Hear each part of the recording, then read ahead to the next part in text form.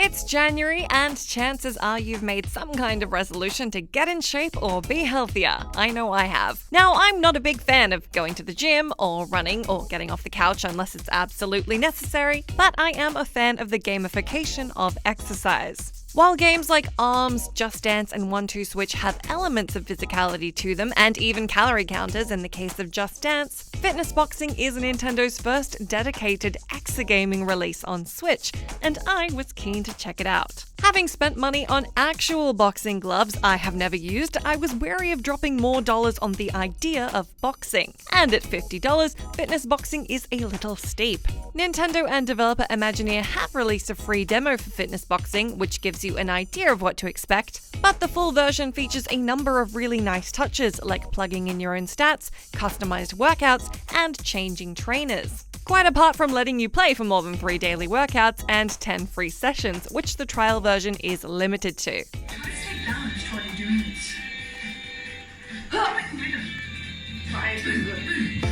At a basic level, you'll be holding a Joy-Con in each fist and executing various punches in time with a handful of instrumental versions of top 40 songs. The most interesting feature is a customizable daily workout where you can elect what areas to work on, your fitness goals, and how long to make each session. I got about halfway through my first daily workout before severely regretting selecting 35-minute sessions. But the game had promised me that this particular mashup of jabs, uppercuts, and hooks would burn 230 odd calories, so I reluctantly powered through. I'm not entirely sure where this number comes from, but I was absolutely working up a sweat during the session, and my arms were sore for days afterwards. Though I can't exactly confirm if that's just down to my complete lack of fitness.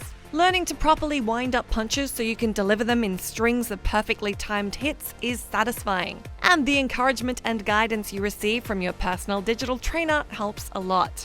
Alright, that's good! Aside from that, the game has a couple of 2-player modes if you can get a mate to bring their Joy-Cons over, and loads of different moves that make up each of the free workout and daily sessions.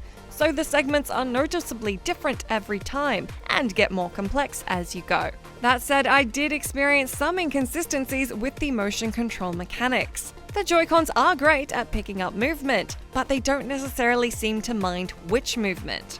It wasn't immediately obvious if I was indeed mistiming punches or if the wrong movement was being detected, as sometimes my wind-up for a punch would register as the execution, meaning my timing would register as off. Coupled with a lack of explanations of technique and form for each punch, this led to some frustrating detection issues.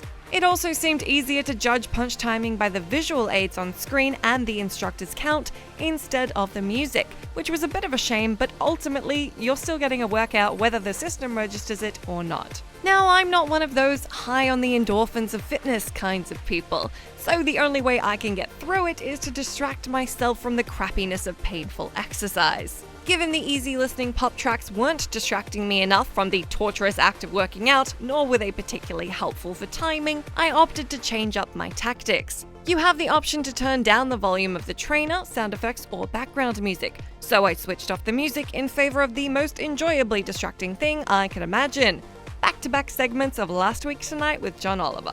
You have 6 intimidatingly fit trainers to choose from, who all have limited programmed voice lines, so get ready to hear Alright, that's good!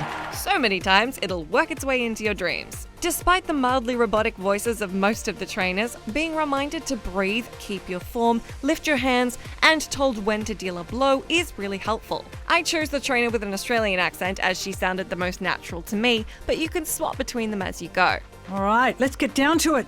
You can also unlock new clothing items for each trainer, as well as extra songs by completing workouts, which is a smart way of making workouts feel worth it when you reach the end. Personally, I usually treat myself to a post-workout beer, but this is probably healthier. While it won't explicitly train you on proper form and technique, Fitness Boxing will definitely help you work up a sweat if you put the time in. Holding the Joy-Cons is natural and easy, and having a daily reason to come back is clever piecemeal motivation, as is the option to pile on extra practice sessions if you're feeling particularly workout inclined. I've been playing fitness boxing for just over a week, and it feels like just the right amount of balance of gamification, reward, and workout without having to leave the couch for too long. While I'm still holding out for Switch Fit, this one is a good buy if you're already into the idea of boxercise. And it's worth keeping an eye out for a sale if you're into exercise games but put off by the current price tag. That's it. It's the end of the video. So, what do you think? I want to sit down.